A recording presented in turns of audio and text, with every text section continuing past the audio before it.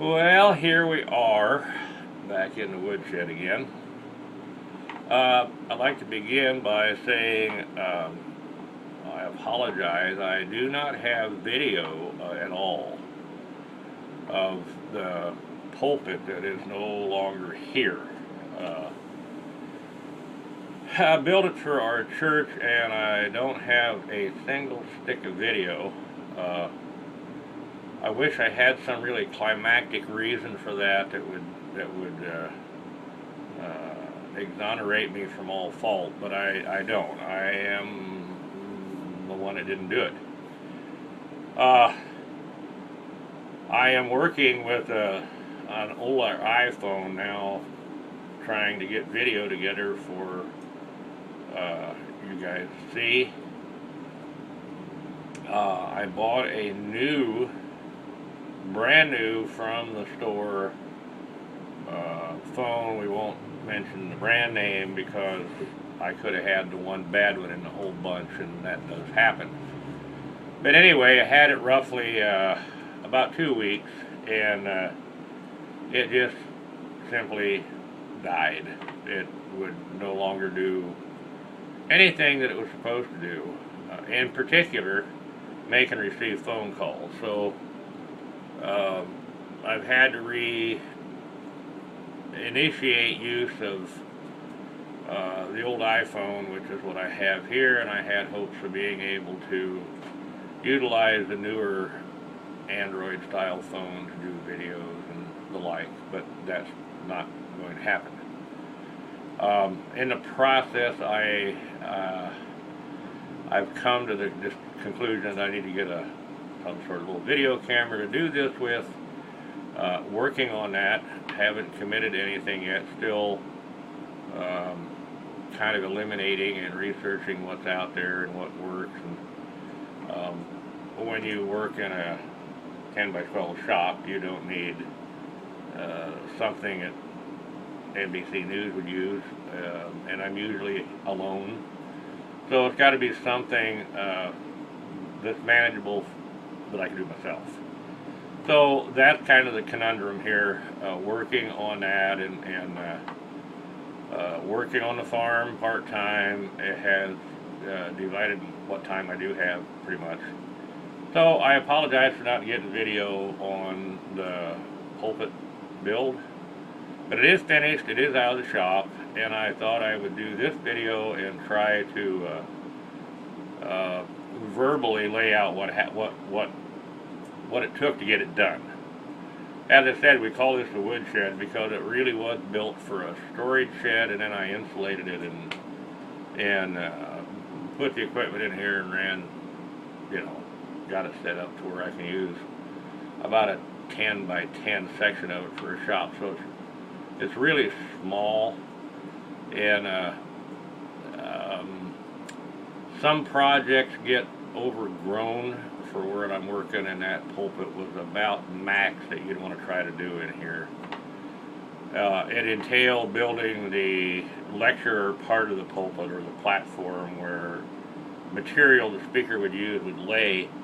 It had to be built and brought up to a point where it was ready to finish and set aside, and then I had to find some 5/4 wide lumber to build the support for that, or the intermediary between the base and that top.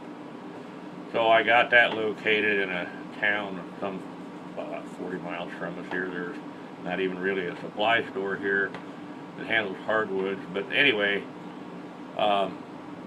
located that, and then I had to build the top. The top is held up by 4 arches that are cut out of 10-inch wide by 5/4 stock. Once I got the geometry of the arches laid out, I got them cut, I fit those to the top.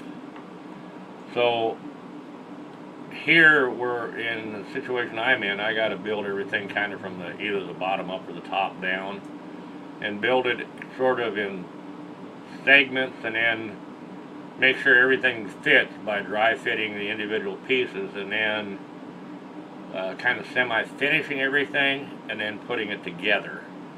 because once something that large is together, it pretty much you can turn it around and you can flip it upside down, but as far as laying it down or moving it or being able to get completely 360 degrees around it to work on it, there's just not space. So we got the top built, laid it aside, got the arcs cut, laid it aside.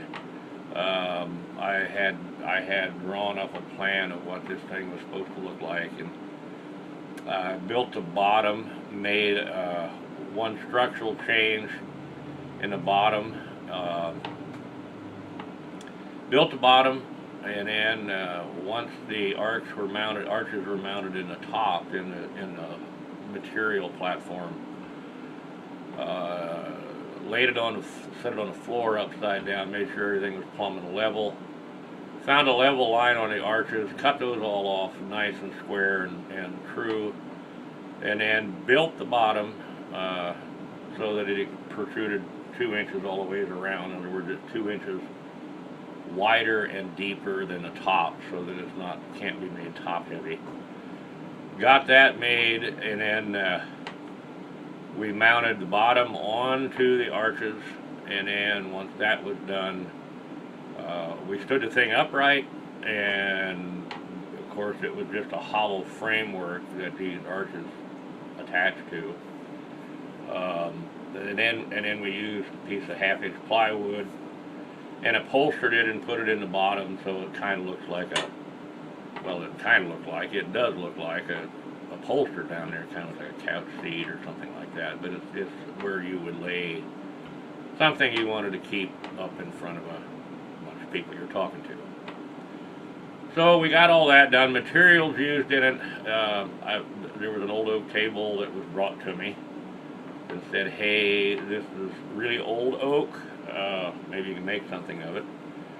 And it had been weathered really bad, and all the laminates in the top were coming apart. So I took it apart, re-glued it, dowel pinned it together, and clamped it up, and I built the top, and the top of the podium was built from red oak. The arches and the base were built out of either 5/4 or 1-inch thick poplar, and then we stained the standing sealed and stained the poplar to match the red oak as close as possible. Honestly, it didn't come out bad. Poplar takes stain really, really well, and if you do the glue cleanup and sand it right, it really looks pretty good.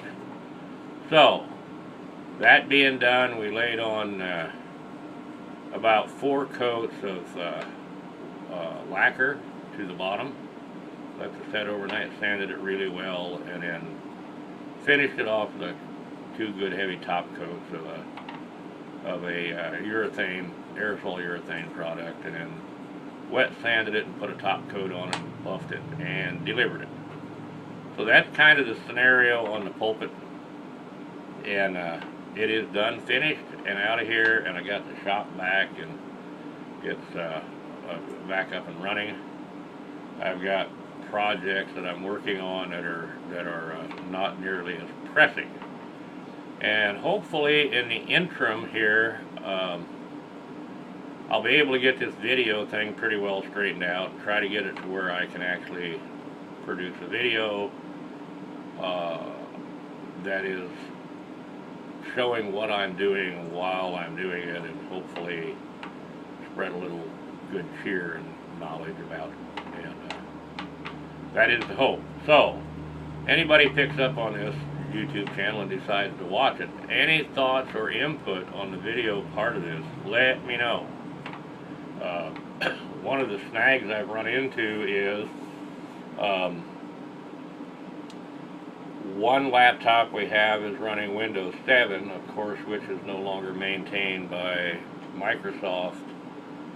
My personal laptop has for years run Linux operating system, and anyone familiar with that knows that anything Windows will run on Linux, so I can't run Windows Movie Maker on Linux.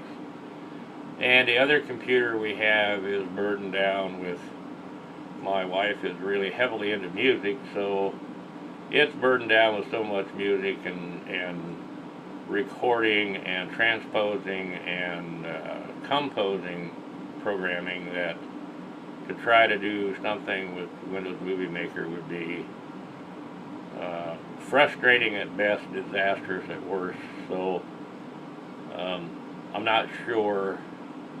May end up getting a used third computer simply for videos. But in the interim, we are alive and well and working every day at something. So today, and I hopefully will get some shots of this, I have a blank here that I put together yesterday, and it is Concola Alves on the one side of this sine wave thing, and on the other side it is Bacardi. So today I'm going to clean this up. It's a little ragged from the glue job. I'm going to clean this up. Yeah, and I glued this with a Titebond 2 glue. Well, it wasn't Titebond actually. I used Weld Bond, which is the glue that dries up clear. I've had good luck with it. I don't think it's nearly as well. Let me rephrase that. I don't know for sure, but I do not believe it's quite as structurally strong as Titebond 2, but it does dry clear and leaves very little cleanup if you've got cleanup to do. So I figured I'd give it a whirl. So I've got this part of the blank made, and what my intentions are here is to split this right down the middle, this way, long ways, so that I have two half blanks that are sine waved.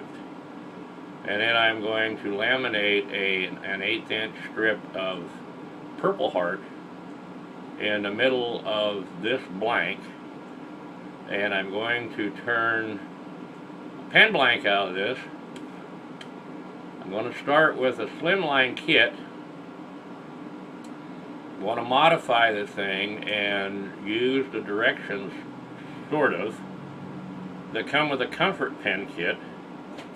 And down where the little rubber finger grooves go, I'm going to put an entire little block of Purple Heart. And then that will be where the pen turns. So the rest of this blank will be the entire kit with the other tube in this end, and the mechanism and a little chunk of Purple Heart will be down here with the bare tube sticking out with the mechanism in it. So you guys that turn pens know about modifying slimline pens. This will be modified, only looking similar to, but not quite the same as, a comfort pen. So when I get that done, I'll let you know how it all turned out. Meantime, be patient, and hopefully in the next couple of weeks we're going to have this video thing worked out, and we can get on with life and worry about bigger and better things. God bless and have a good day.